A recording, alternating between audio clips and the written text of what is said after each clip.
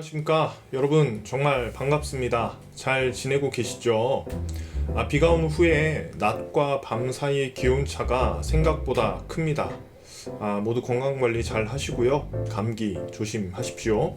먼저 광고를 전하겠습니다. 첫 번째 광고입니다. 거리두기 2단계가 계속 시행 중입니다. 물론 중고등부에서는 오프라인 예배가 진행 중이지만 그걸 떠나서 무엇보다도 방역수칙을 잘 지켜나가는 우리 모든 중고등부가 되기를 바랍니다. 여러분들의 생활 반경에서 예를 들어서 학교나 학원에서도 이 방역수칙을 잘 지키는 여러분들이 되시면 좋겠습니다. 교회된 우리는 이러한 국가적인 위기의 순간에도 이 모범이 되어야겠습니다. 두 번째 광고입니다. 온라인 예배를 할 때 우리의 마음을 바르게 하면 좋겠습니다.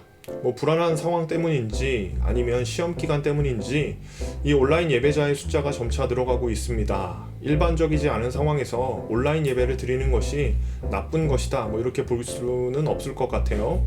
이 부득불 온라인에서 예배를 해야 하는 상황이라면 우리의 마음가짐을 좀 바르게 하고 하나님 앞에서 예배하면 좋겠습니다.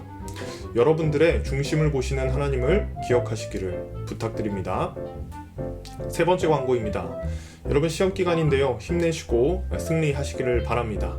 바쁜 일상이 계속되리라고 생각하는데 바쁘겠지만 하나님 더욱 의지하시고 또 지혜도 구하시면서 한 주 잘 보내시면 좋겠습니다.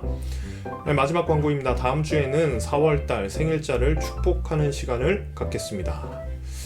이상으로 광고를 모두 마치고요, 말씀으로 함께 들어가 보겠습니다.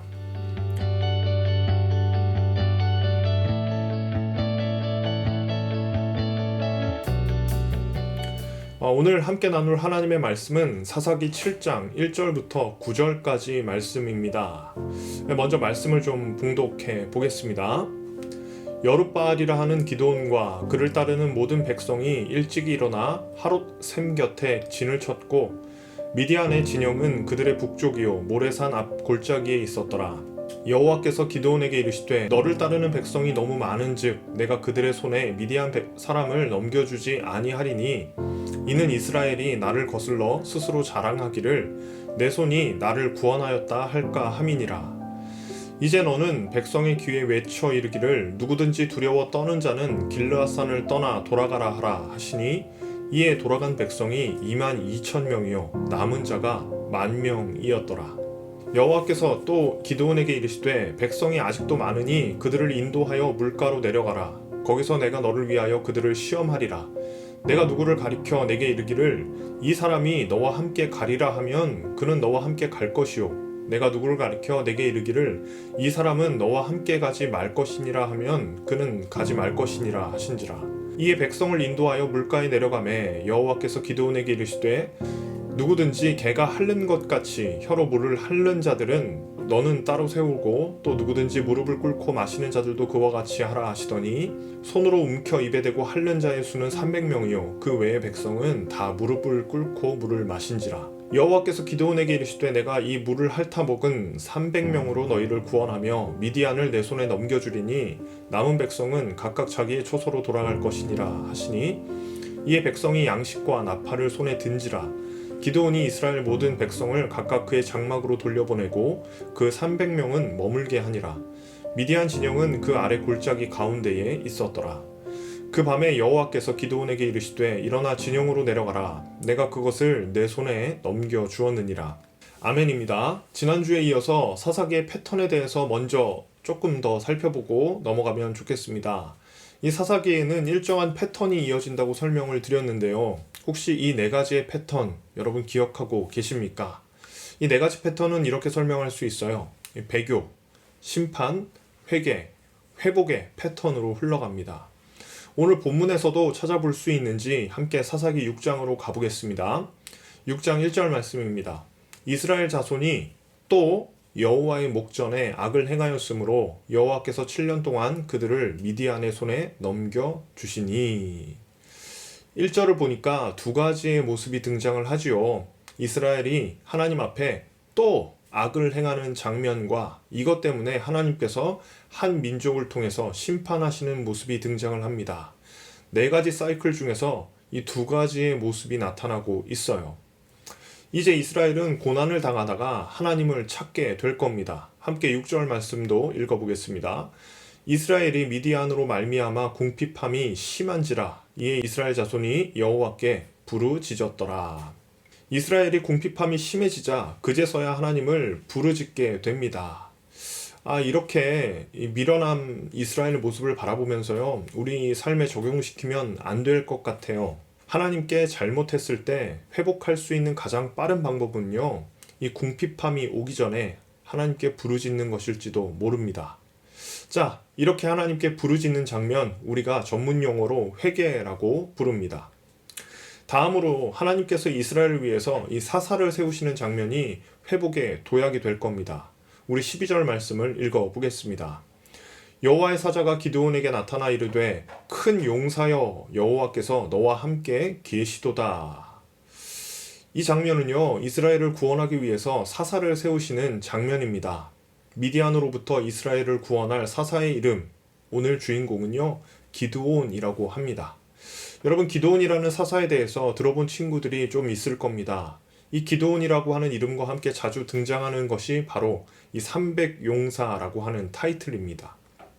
제가 가진 주석을 찾아보니까 이 용사라고 하는 표현이 잘못되었다 이렇게 주장해요. 왜냐하면 그들은 용감하기 때문에 남은 자들이 아니라 그저 작은 숫자였기 때문에 남은 자들이었다 이렇게 설명을 합니다. 이 이야기가 무슨 말일까요? 오늘 본문을 통해서 함께 살펴보겠습니다. 1절 말씀입니다. 여룻바알이라 하는 기드온과 그를 따르는 모든 백성이 일찍이 일어나 하롯셈 곁에 진을 쳤고 미디안의 진영은 그들의 북쪽이요 모레산 앞 골짜기에 있었더라. 기드온을 위시한 이스라엘 백성들은 하롯셈 곁에 진을 쳤고요. 미디안 진영은 북쪽 모레산 앞에 있었습니다. 아마도 이 상황은 일촉즉발의 상황 가운데 있었을 것이라고 우리 추정해 볼 수 있습니다. 이스라엘 백성들은 긴장하고 있었을 것이고 또 전쟁을 앞둔 상황에서는 누구나 다 긴장을 한다고 볼 수 있죠. 그런데 이 전쟁은 사실상 이스라엘에게는 너무나도 불리한 상황이었기 때문에 더욱더 긴장이 되었을 겁니다. 오늘 이 문맥에 따르면요, 당시의 미디안의 연합군은 13만 5천 명이었다고 알려집니다. 정말 많은 숫자죠. 그런데 이스라엘 백성들은 다 합치면 3만 2천 명이었어요. 우리 천 단위의 숫자는 다 빼고요. 13만 대 3만이라면 전쟁에서 어디가 유리한가?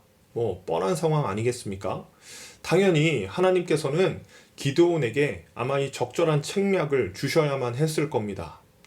하나님은 그 하나님의 놀라운 지혜로 기드온에게 확신을 딱 심어주셨어야 했을 거예요. 자, 그 첫 번째 책략 무엇일까? 우리 함께 3절을 읽어보겠습니다. 이제 너는 백성의 귀에 외쳐 이르기를 누구든지 두려워 떠는 자는 길르앗산을 떠나 돌아가라 하시니 이에 돌아간 백성이 2만 2천 명이요 남은 자가 10,000명이었더라.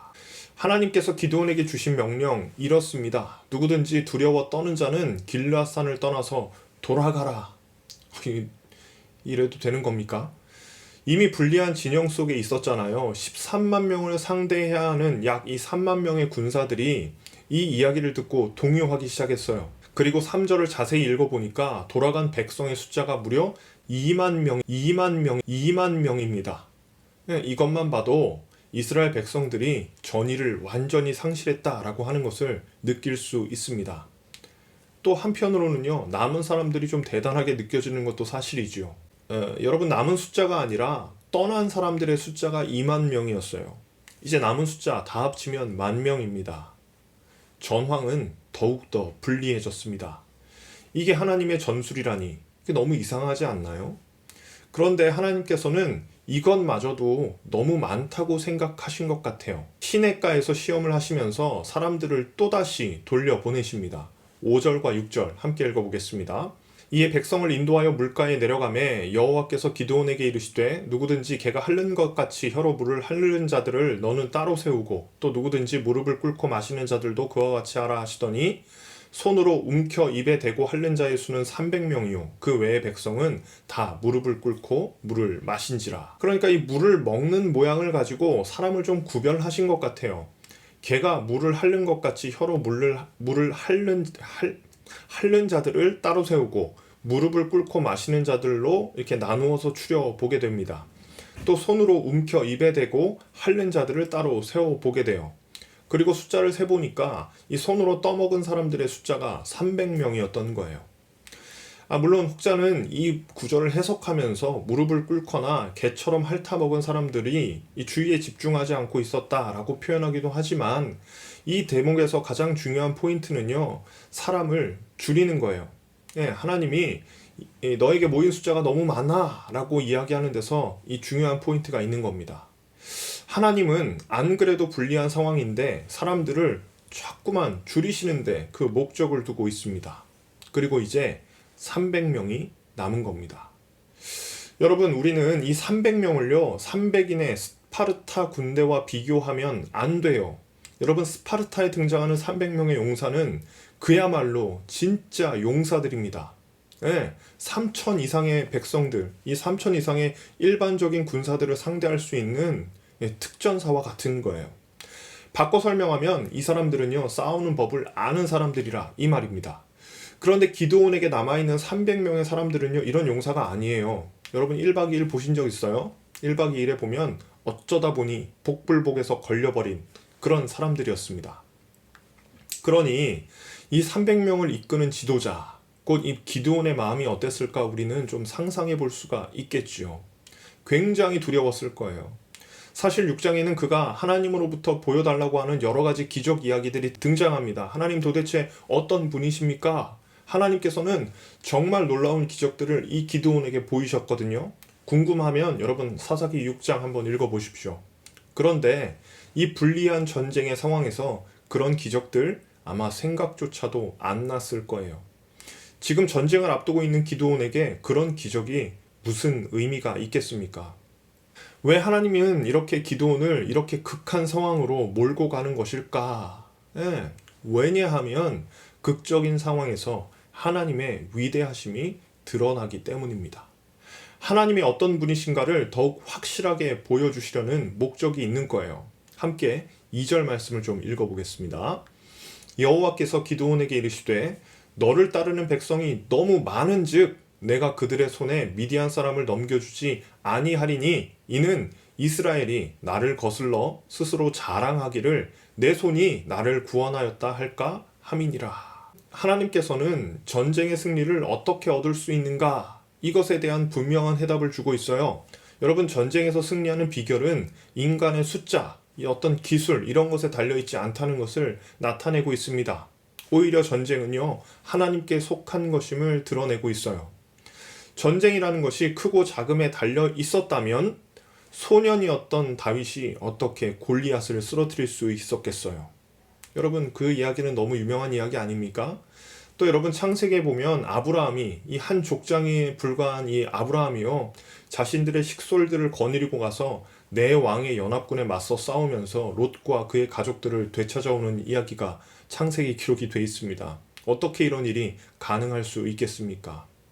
성경에서 볼 수 있는 전쟁의 승패 공식을 가만히 살펴보면 이것은 여호와 하나님에 대한 믿음과 깊은 연관이 있습니다.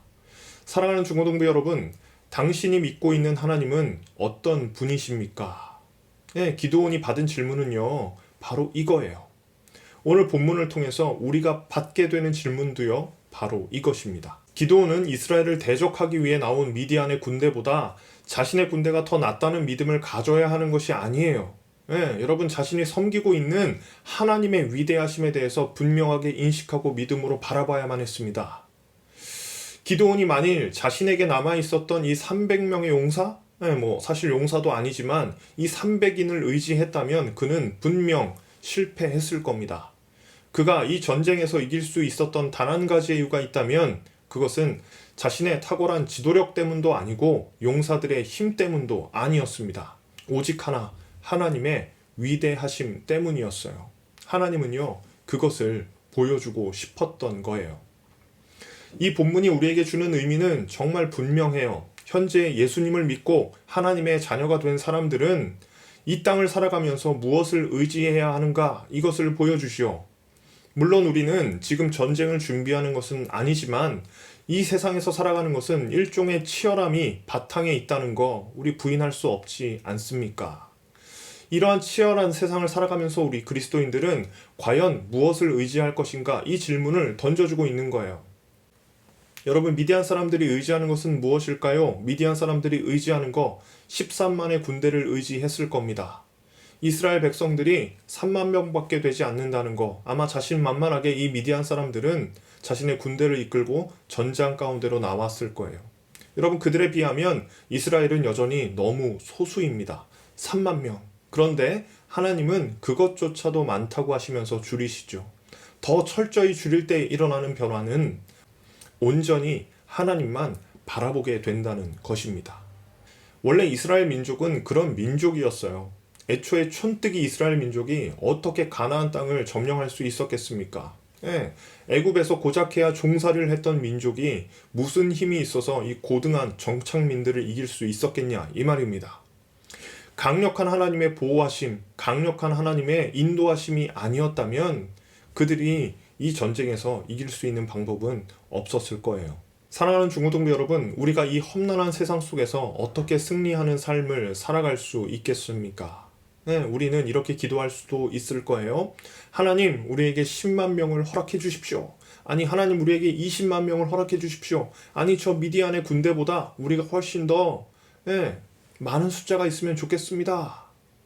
이렇게 만약에 우리가 기도한다면 우리는요, 무엇을 신앙하고 있는 건지 어색해집니다. 우리는 군대를 의지하는 것입니까? 하나님을 의지하는 겁니까? 사실은 이런 기도는요, 이 세상의 방식과 크게 다르지 않아요. 우리의 기도는 이렇게 바뀌어야 될지도 몰라요. 하나님, 당신만이 나의 힘이 되십니다. 나와 함께해 주십시오. 이것이 보다 성숙한 기도가 아닐까요? 제가 성경 전체를 아울러서 가장 좋아하는 구절이 있어요. 제 마음에, 그리고 제가 가장 의지하는 구절입니다. 시편 18편 1절인데 그 구절 읽으면서 말씀을 마무리하겠습니다. 나의 힘이 되신 여호와여, 내가 주를 사랑하나이다. 저는 정말 이 말씀이 너무 좋습니다. 내가 가진 지혜, 나의 돈, 나의 명예, 그 밖에 나를 빛내주는 그 어떤 것보다도 하나님께서 나의 힘이 되어주시기를 간절히 소망합니다. 이 말씀 붙잡고 한 주를 승리하시는 저와 여러분 되시기를 간절히 소망합니다. 찬양 하나 하겠습니다.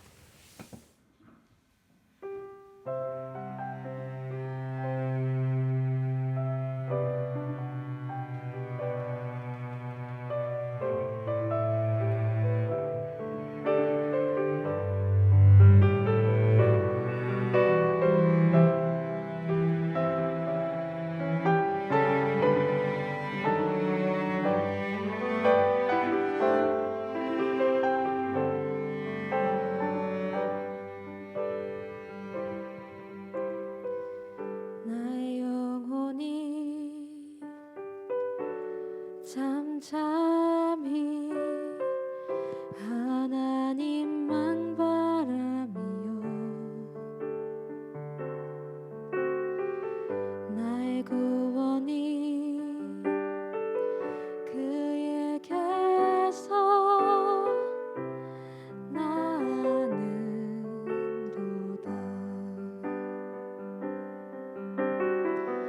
나의 영혼아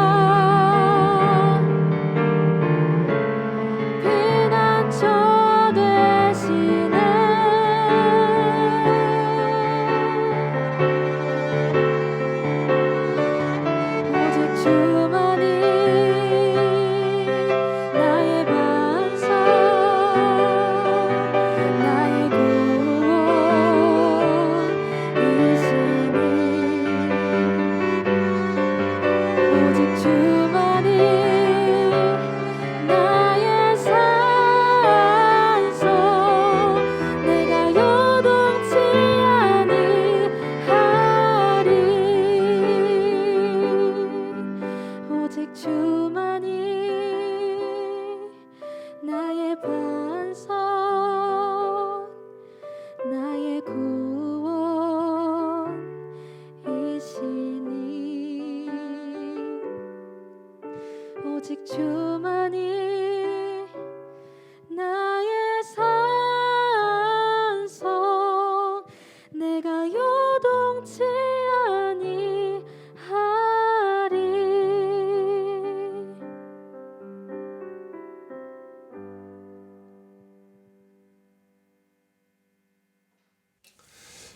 우리는 계속해서 이스라엘 사람들의 배교의 사이클을 보고 있지요. 이 미련한 이스라엘 백성들의 모습이 어쩌면 우리의 모습과 닮아 있을지도 모른다. 지난주에 이런 설명도 했습니다.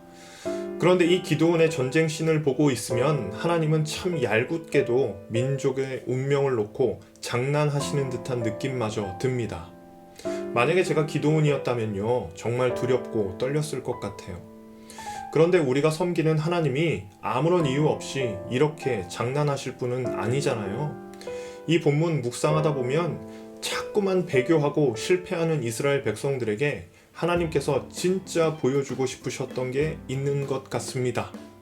하나님이라고 하는 존재는 정말 의지할 만한 대상이 된다. 그러니 이 가나안 땅에서 다른 신들을 찾지 말고 제발 나를 의지하고 섬겨라, 이렇게 외치는 하나님의 부르심처럼 느껴졌습니다.